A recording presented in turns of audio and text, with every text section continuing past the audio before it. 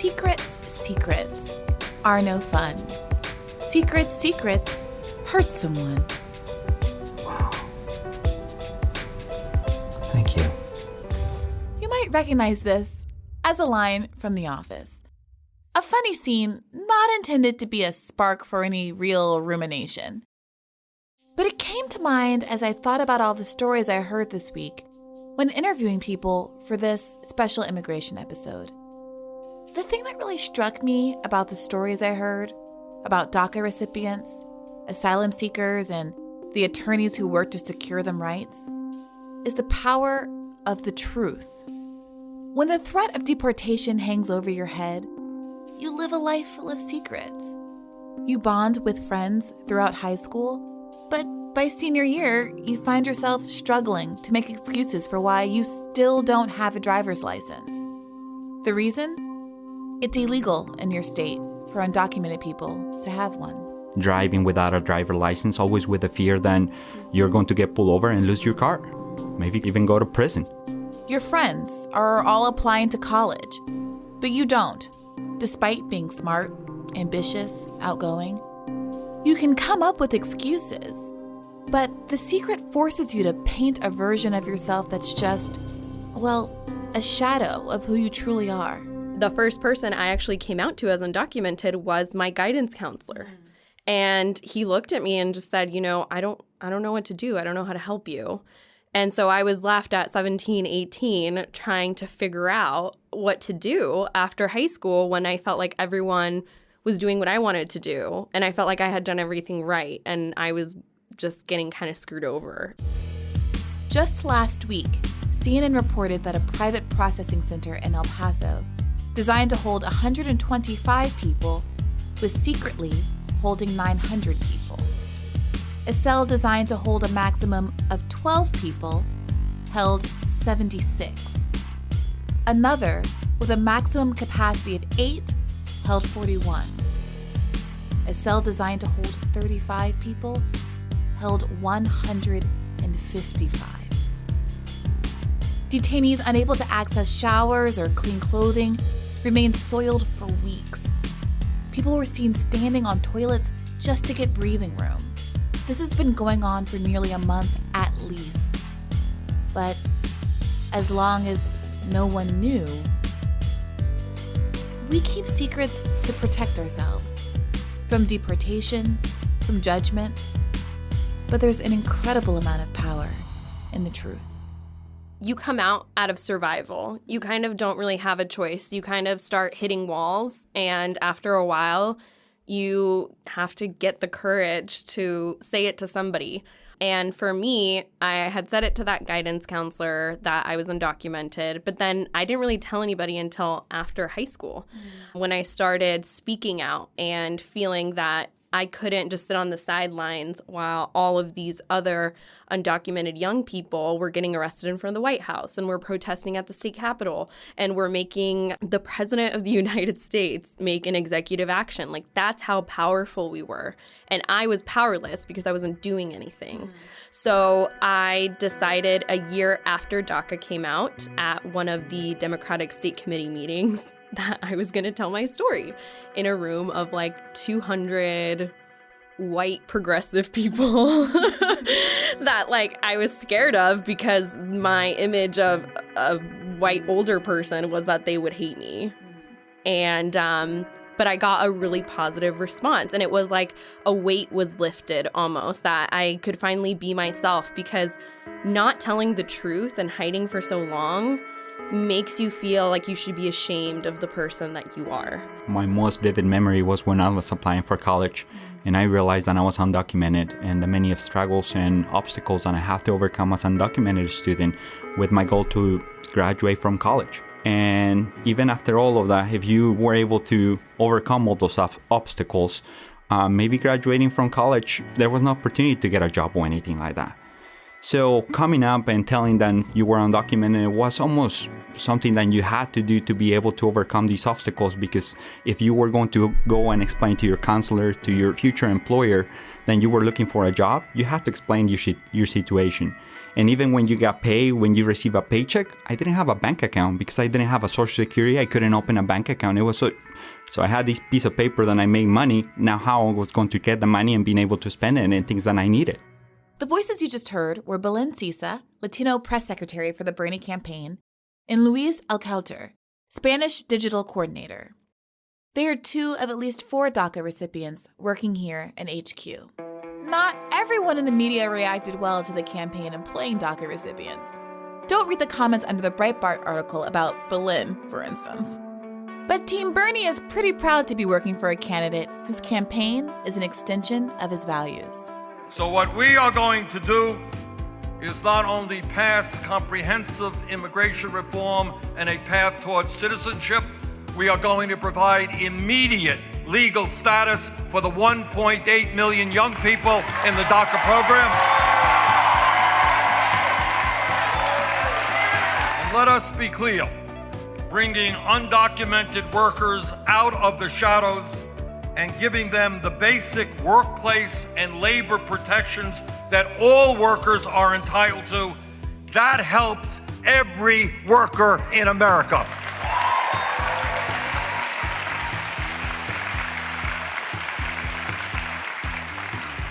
It makes certain that corporations and unscrupulous employers cannot exploit a subset of the workforce to undercut the entire labor market. That was from Bernie's big immigration speech last week. And this is a clip from a powerful video elevating the voices of immigrant campaign staffers, including Belén and Luis, and also Eileen, who you might remember as the type 1 diabetic from episode 2, the healthcare episode. I was immediately put on deportation proceedings. My work permit was canceled. I could not work. I couldn't provide for my now disabled parents. All we wanted to do was to be reunited with my father, who had fled Mexico because he feared for his life. He had been kidnapped and beaten and extorted, and they told him that if he didn't pay up, he was going to be killed for his political activities. I had a realization where there was real moments throughout my life where my entire family could be deported and I would be left alone. It was a very real thing to have to hide that you were undocumented, or in some cases, even that you were an immigrant. Those stories are just a microcosm of all the immigration stories out there. And on this episode of Hear the Bern, we wanted not only to tell them, but to help explain some part of what's going on with this immigration crisis and to talk to some of the people helping to solve it.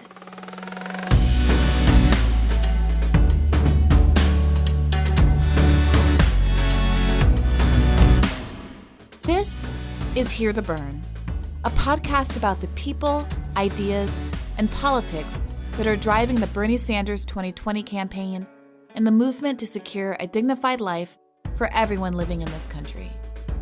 My name is Brianna Joy Gray, coming to you from campaign headquarters in Washington, D.C. This week, in addition to speaking to Luis and Belén, I interview Viridiana Martinez, a DACA recipient and activist who in 2012 infiltrated a detention center by getting herself detained in order to help those on the inside. I also spoke to immigration attorney and writer Brianna Rennix, who works at Dilley Detention Center in South Texas, a facility infamous for housing families with children. Brianna walks us through the flawed asylum process and possible paths for reform. Fortunately for Belén and Luis, activists have already spent years urging the government to fix this mess. In 2012, President Obama responded to this pressure by implementing the Deferred Action for Childhood Arrivals policy, known as DACA. Crucially, this was an executive action, not a new law, and it did not provide a path to citizenship for the dreamers that it spared, temporarily, from the threat of deportation. That meant that dreamers continued living in a sort of halfway state, neither permanent residents nor undocumented immigrants. And since DACA wasn't a law, future administrations could change the policy by executive action, just as Obama had enacted it. Even with all those caveats, DACA was transformative for people like Belén and Luis. So I actually had just graduated from high school. I was living in Santan Valley, Arizona, which is right next to Florence, Arizona, where one of the biggest immigrant detention centers and federal prisons is. And I was at home with my mom, and we turned on the news, and I just heard her like screaming all of a sudden, and I was like, what is happening? And she was like, Belén, oh my God, like the president just made this executive action. It means that you're going to be safe. You know, you're going to be finally able to go to college and get a job and do all of these things that you were so devastated that you weren't going to be able to do when you graduated high school a month ago. So everything happened so quickly, but I just remember the joy that it brought, not even knowing that behind the scenes there were thousands of undocumented youth that actually made the action happen. And it showed, you know, how unpolitically savvy I was in the beginning because I didn't know what it meant. We all thought that it was just going to be like citizenship, but it actually really wasn't. For Belén, DACA was also the beginning of her life as an activist. The DACA announcement by President Obama, I felt like that's where like the political activist Belén was born. It was almost like I started developing into like the person I was actually supposed to be. And sometimes I think that that's what struggle is, right? Sometimes you have to go through these things to become the person that you're supposed to be. Even though no one should go through injustices, like sometimes I feel like the universe kind of does it for us in that way.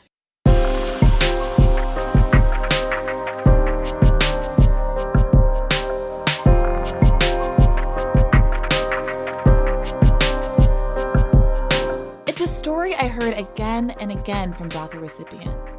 But coming out as a DACA recipient was empowering.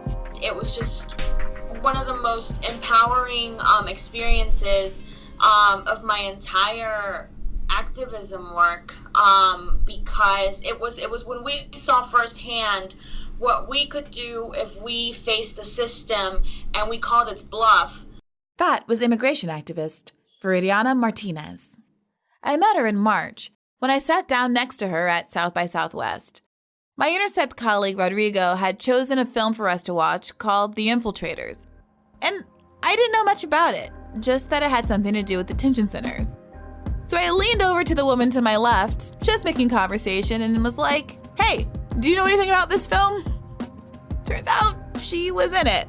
Embarrassing for me, but ultimately a mitzvah.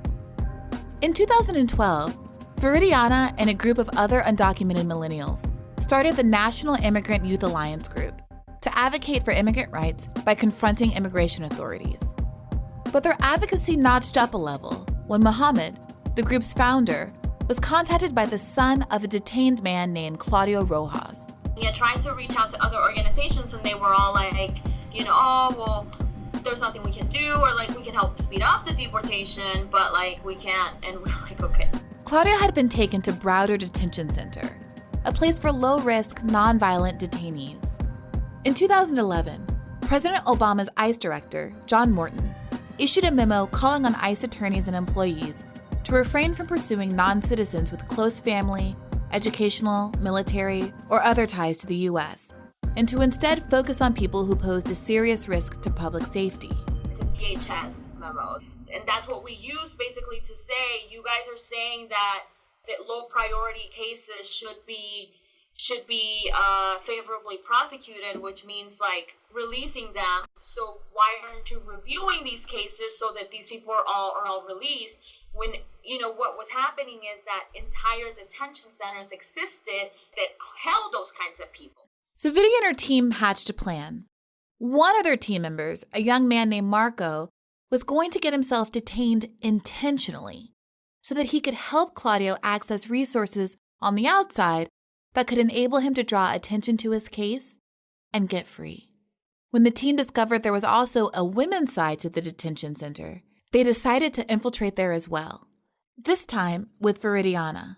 Broward was the perfect facility to try this out. You know, when you look at Broward versus like some of the other detention centers, I mean, look straight up like a prison. Mm-hmm. I don't know if you've been to, but like they have the whole wiring and like they look like a straight up prison. Whereas Broward Broward literally, I mean, you've seen the movie. Broward straight up looks like a hotel from the outside, right? Yeah. Tea colored, like palm trees.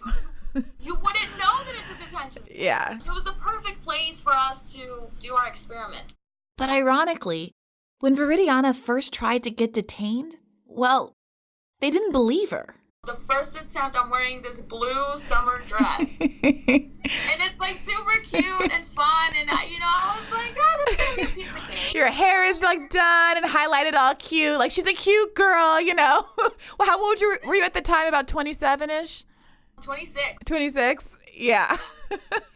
So what happened when you presented yourself looking like you just walked off the pages of Marie Claire? So the agent, the Border Patrol agent was like, who are you? What do you want? And then he was just like, I saw you get out of a car. And I'm just like, oh no. Damn it. You figured me out. And so I'm just like freaking out. And I'm just like grabbing my passport and I'm just like, you know what? I'm leaving. I just walked out of there. And then I ran and then I called my friends who were in the car. And I'm like, y'all, they saw us. Okay, so then trial 2, how did you dress and what was different? Trial 2, I ended up wearing like a shirt, like a button shirt over a t-shirt, and then just like some tennis shoes, and then my hair was like in a ponytail, and like I think maybe like no makeup, speaking only Spanish. That was really important. Once I got to the actual to where I turned myself into the gate, I was crying because I remember telling myself, gosh, what if they keep pushing back on me? They keep pushing back like, no, no, you should just stay here. You should just how am I going to push? How am I going to be insistent without it being like, what is this woman doing? I'm just going to cry. I'm just going to play this woman is crazy and she just give her what she wants. And it worked.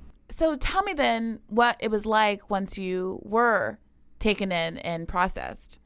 Once I was finally taken in, they took me to a Border Patrol office. I was processed by an officer with the last name Izquierdo, so I believe he was either Cuban or Dominican or something. I bring that up, that's relevant because so they think, when we get to the Border Patrol office, he starts asking me questions, and so I have previous arrests from protests. And he's like, wait, so you have an arrest in Charlotte, you have an arrest in Atlanta. I'm remembering oh gosh, what happened at that protest and what would be in the notes, and I'm like, oh yeah, in Charlotte a woman wouldn't move, and so I got out and I told her to move, and so I got charged and arrested with blocking traffic. And he was like, okay, and he was just kind of looking at me. We're only speaking Spanish. And so he goes back and talks to the other Border Patrol officers, and he speaks to them in English, and he's like, he's like, what do you think, man? Do you think she's lying?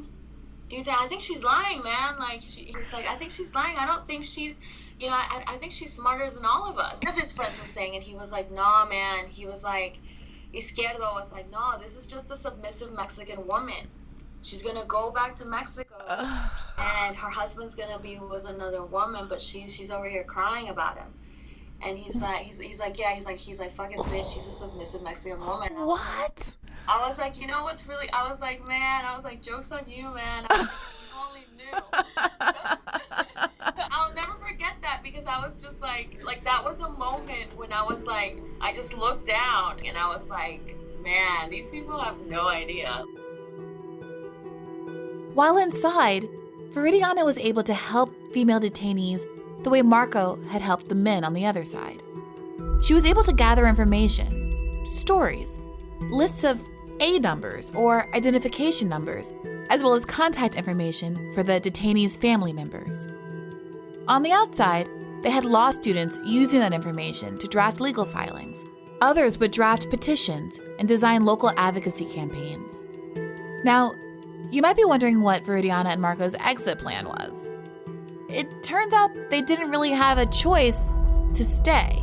When we finally got kicked out was And we knew this was going to happen. We knew that in the same way that under our terms we got in, under our terms we could get out as soon as we started talking about it. And that's exactly what happened. Like I said, Marco interviewed with Univision, I interviewed with Telemundo, and then those interviews aired, I don't know, a Thursday night, I think it was. And so inside the detention facility, there's these flat screen TVs. A lot of times they're playing Univision and Telemundo, and that's what they're set to. And so, sure enough, our interviews come up, and this report comes up that, dreamers have infiltrated. And the entire, like, everyone, all the detainees are like, oh my God, La Infiltrada, it's you. And they're like, oh my God, like, wow, she's not lying. And I'm like, yeah, so, probably gonna get kicked out soon, so here's the number, you guys, like, call, if you change your mind, or if you want help, like, or give the number to your family members and tell them to call us. It'll be easier to coordinate with them. Sure enough, the next day we're taken downstairs. We in the movie it's the warden, I think, that like gives us that tells us, oh, you're both here illegally, you qualify for release. In reality, it was an ICE agent that said, we've reviewed your case and you need to go. Name a number of the person who's going to come and pick you up. And we're like, what are you talking about? Like, what about everyone else? Yeah. And they're like, well, we're not here to talk to you about anybody else. We're here to tell you about you. Qualify for release. Are you going to give us our info or what? So then we go, make a phone call. We let our friends on the outside know. Instead, we come back with a list of detainees. When we come back to ICE, we come back with a list of detainees and A numbers of people that we want released. And that kind of made them a little mad. And then we were told to leave again. I think it was like lunchtime, so we got to like go and have a final meal with detainees and stuff. And again, we were telling people, like, look, they're gonna kick us out. Here's the number. Here's all of the info. And then they did. They finally, after that, they went into our rooms and they were like, you're leaving. Like, you're going out now, and like you have to go. And they literally dragged us out. But it was incredibly empowering, Again, it's like, gosh, if we could do that and do it successfully, and, then imagine what a large group of people can do. I mean, and people with more power, Yep. We're at a moment in which, like, everyone is like, Trump. Well, sure, if Trump is all this, then we all need to get together and get really creative and, like, really, really go to bat, and risk it all. Not just talk like it, but, like, be like that,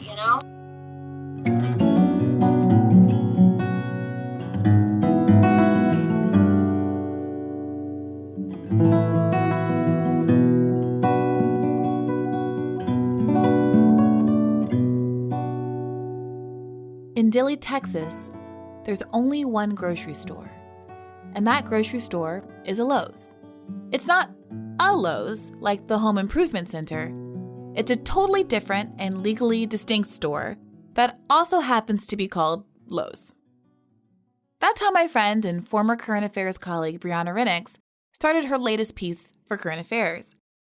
In her article, Brianna recounts that the Lowe's grocery store is woefully understocked.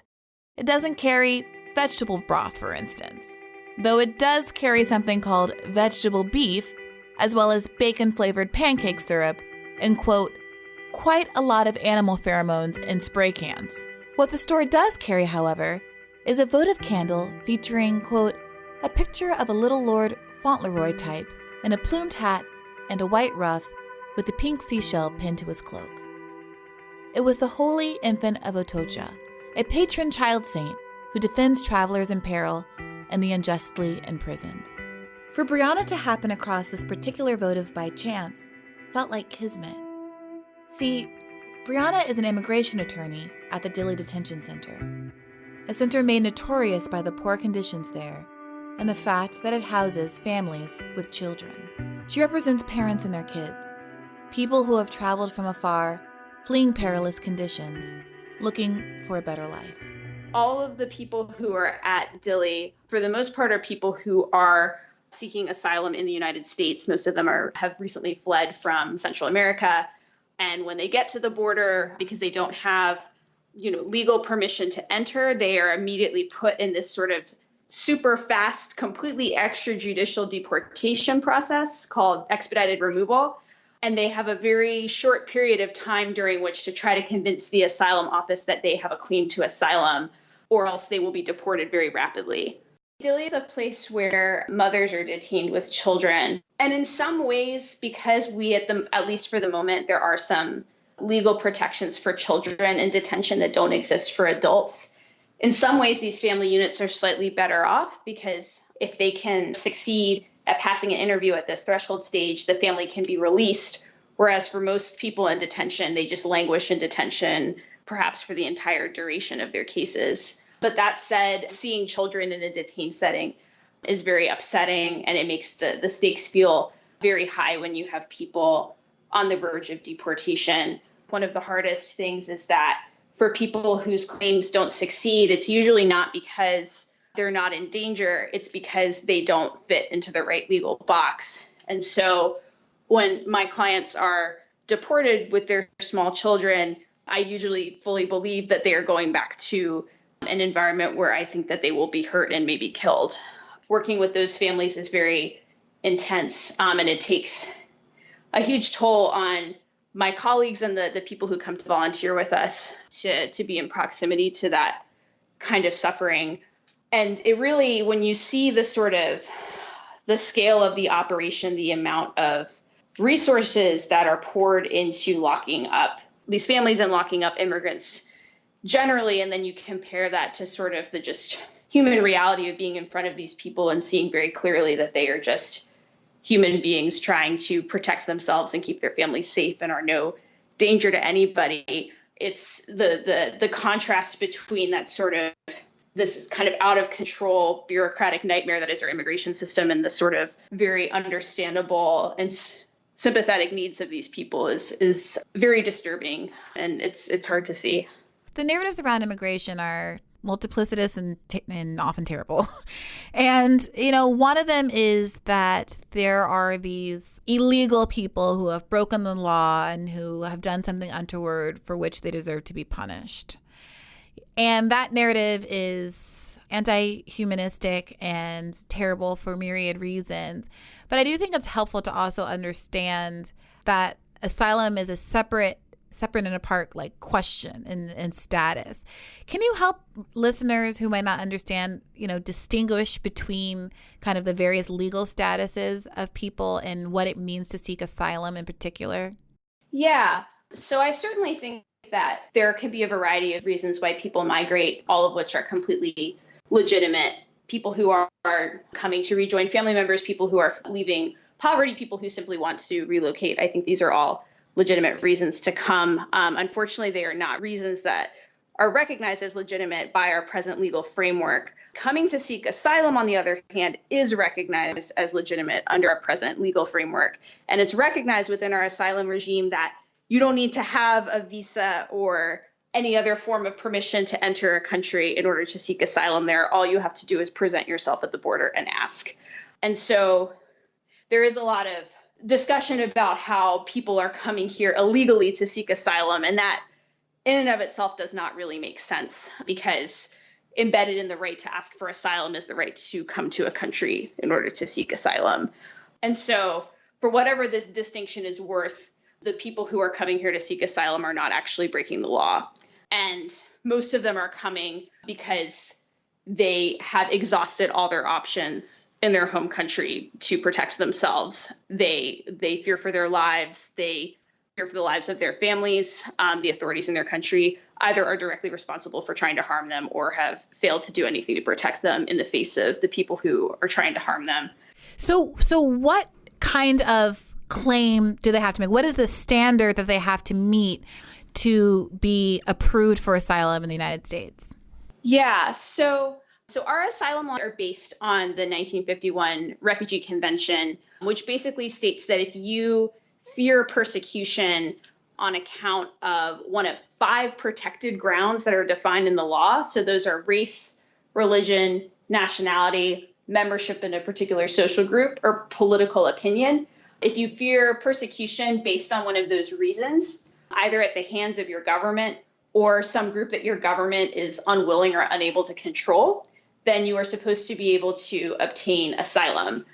Now, the Refugee Convention was written in the aftermath of World War II. And so it's very much informed by the types of persecution, mostly directly at the hands of state actors, that were of concern in the immediate aftermath of World War II. At the moment, we have a lot of people who are fleeing violence by non-state actors. And so the picture is a little bit different. And also, the important thing I think to understand about people who are trying to qualify for asylum in the United States is that most of the time, the operative question in the courts is not so much whether the person has a true and legitimate fear that they will be harmed or killed if they're deported. That tends to not be a matter of dispute at all. The question is, can they fit into one of these legal buckets that were set out in this sort of post-World War II framework? In addition to that, they also are now facing barriers to even entering the United States to seek asylum, as is their legal right. Can you help us get a better picture of that by maybe giving us an example of an asylum seeker that you've encountered who certainly feared prosecution and for whom that wasn't an issue, but who wasn't able to neatly fit in one of those buckets? Well, to give a very, very common example, so let's take the example of a child who has been subjected to attempts at forced recruitment by a gang. So the gang has come up to them and said, you have to join us or we're going to kill you and we're going to kill your whole family. And that child did not want to join the gang. And so the child fled the country. Believe it or not, that child is going to have a really hard time proving an asylum claim in the United States. There are courts in many parts of the country that are going to say that child doesn't fit under any of the protected grounds. His lawyer might try to argue like, well, it's, young men in Honduras are a particular social group. His lawyer might try to argue that resisting the gangs is the expression of a political opinion. But in many parts of the country, judges do not accept these arguments. And so people who are in these situations, even who, have sort of been conscientious objectors, in effect, at great risk to their lives, are going to have a hard time fitting into one of those categories under the legal standards that are recognized by courts in many parts of the country. And it's important to note, too, that the way asylum laws are interpreted very wildly across the country. To give a kind of very striking statistic, up until this point, I would say, if I'm recalling correctly, 80% or so of cases, asylum cases that go before the New York court succeed. In Georgia, about 2% of the cases succeed. And that's very much just a completely arbitrary difference in the way that the laws are being applied in those two places. That's really interesting. I never was an immigration attorney, but I did do one pro bono case when I was working at the firm. The only probably worthwhile thing I ever did during my career as a lawyer. And it was an LGBTQIA asylum case where the issue was not whether he fit into a protected group, but establishing that he had been persecuted by the state. That was the hardest part to draw out. And so we got these kind of, I worked with a group called Immigration Equality that specifically works with LGBTQIA asylum seekers. And so they gave us these country condition statements where basically there were certain countries that they had already compiled evidence on to show that these countries were hostile to gay and lesbians, there. The part that we had to refine and I was advised to really work hard on was to prove, to show that he didn't have recourse basically to the state if he were to be beaten up as he had been for his sexual orientation. Luckily, it's hard to say that this is like a lucky thing, but he actually had suffered abuse at the hands of the police, which made us have a very strong claim, and he was ultimately successful. Mm-hmm. But it does, I say that only to give another example of how arbitrary and kind of fact-specific these harms can be, and that there is this perverse reality that, unless you've stayed long enough for the bad thing to happen, at which point it might be too late. Exactly, yeah. Yeah. Yeah, no, and it's, and things are getting even harder, especially for people who are coming to the border. There's this new Remain in Mexico program that the government has rolled out at Tijuana and is planning to expand to other ports of entry, which is basically where if you're applying for asylum, they force you to wait in Mexico for the duration of your claim. in the border area of Mexico, which is incredibly dangerous right now and where there are no facilities in place for migrants. And so basically what happens is you get paroled into the United States and bused to your hearings there. And then after your hearings, you get bused right back to Mexico, where you have no access to an attorney, where you're in fear of your life. So it's, there's the slog that happens in court, which is really hard. It's even harder if you're detained. And now it's this other really hard thing where sometimes you might not even be allowed to be in the United States at all while your claim is being processed. What does it look like? What are the conditions like inside these facilities? So inside the family detention centers, I usually say, so adult detention centers are indistinguishable from prisons. People wear jumpsuits. They live in cells that are prison cells. There's no difference. Family detention centers where there are children are a little bit different. I usually say they're a little bit more like Japanese internment camps than they are like prisons. Our family detention center is a bunch of trailers surrounded by a fence. So people have some ability to move freely within certain parts of the facility, but they are monitored at all times. There are guards who watch them. It's kind of interesting because some people arrive at the detention center and immediately are like, this is a prison. I don't want to be here. How can I get out of here? And then there are other people who arrive there from a very harrowing journey through Mexico, and they say, this is the best that I've slept in a very long time. I actually feel safe here. So that's an interesting contrast. But I have noticed even the people who initially are happy to have a bed to sleep on, after they've been there for 2 weeks, they are crawling up the walls because it's very hard to be in a small confined space like that. And they're not allowed to have access to their belongings. Their belongings are taken from them. They're put in like uniforms. So it's a very kind of depersonalizing experience as well. So I want to wrap up by asking you, what kinds of interventions can politicians make? When we unseat Donald Trump in 2020, you talk about how we're gonna do the secret with this. We're gonna manifest it because it needs to happen. You mentioned that state by state, just because of the way that various jurisdictions choose to administer or apply the laws, there's incredibly different outcomes with how many people are granted asylum. A lot of this, it seems, is an issue of political will, even without legal changes. Can you speak to both what can happen and what you hope to happen from a perspective of political will, and also what legal interventions you would like to see happen that would significantly change the status of people and improve the access to humane asylum process for people seeking asylum in this country? Yeah, so there are a lot of things that I think should change. In the first place, from the enforcement perspective, I think that the use of detention against all immigrants, including asylum seekers, is incredibly damaging and out of proportion to any actual need, whether that's security or otherwise, that exists.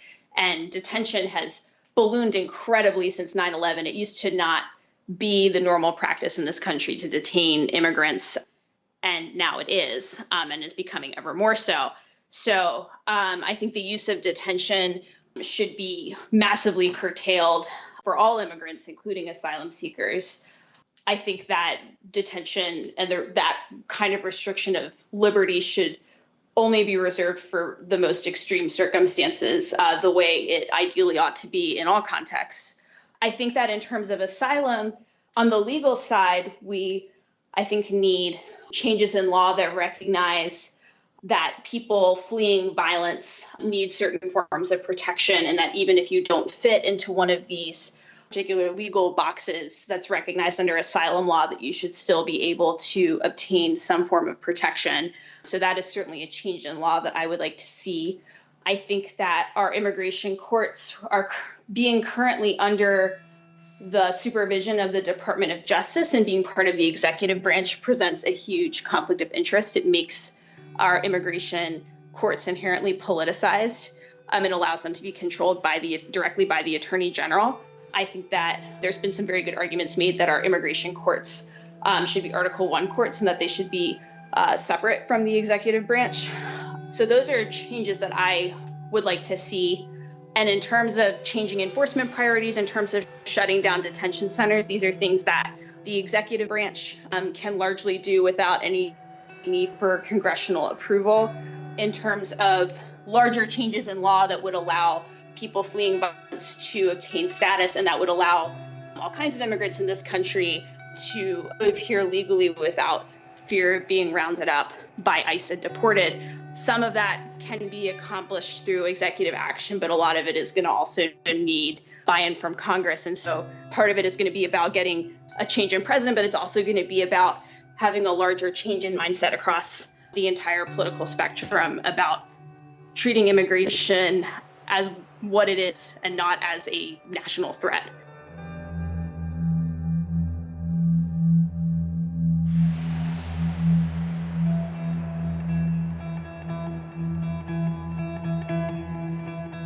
Before we ended our conversation, I also asked Belén and Luis what changes they wanted to see going forward.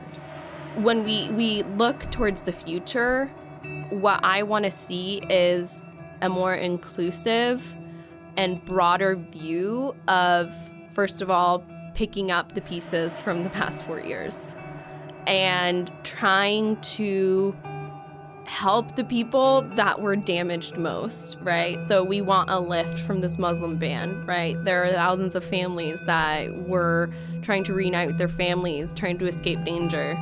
They were turned away. I want to see immigration reform, obviously, to help the people that are already here living in the shadows. I want to see an actual asylum, like a humane and inclusive asylum policy, that we're not going to have people under bridges. We're not going to have children dying in custody when they're here escaping political and economic violence. There are so many things that I think a Bernie Sanders presidency is capable of, and I know that it's going to be in good hands because I know that the people that he's going to put in charge of this are going to be immigrants themselves who have gone through this process. He is not going to put a Jared Kushner in charge of writing immigration policy when he hasn't had a hard day in his life. Like you like you put people who actually know something about this because either they've been personally affected, which I think is the best way to go about it, or actually have the knowledge to put something in place that's humane, that's dignified, and that's fair. I think that people have this thought in their head that immigration is so easy in this country. Like, just get in a line, just do it right. Like, what line, bro? Like, if I had a line, I would get in it. But, there is none.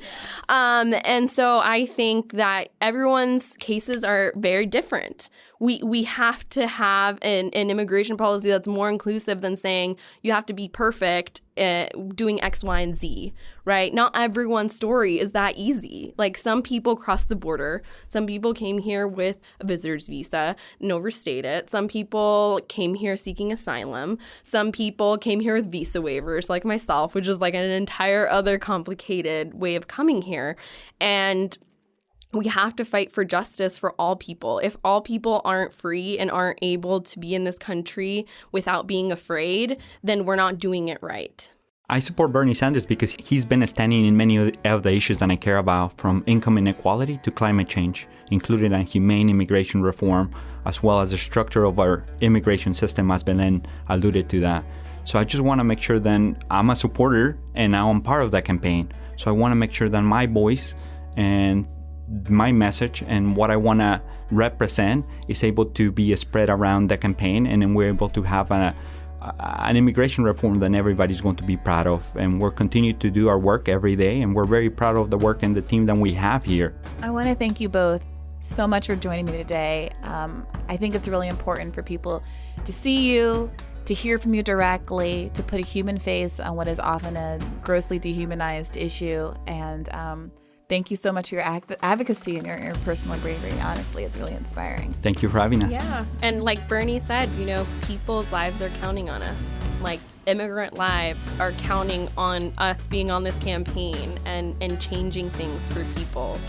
So that's what we're here to do. That's all for today. Let us know what you think at hearthebern@berniesanders.com or send us a tweet with the hashtag #HearTheBern. If you haven't already, please take a moment to rate, review, or like us on Apple Podcasts, SoundCloud, or wherever you're listening. As always, transcripts will be up soon. Till next time.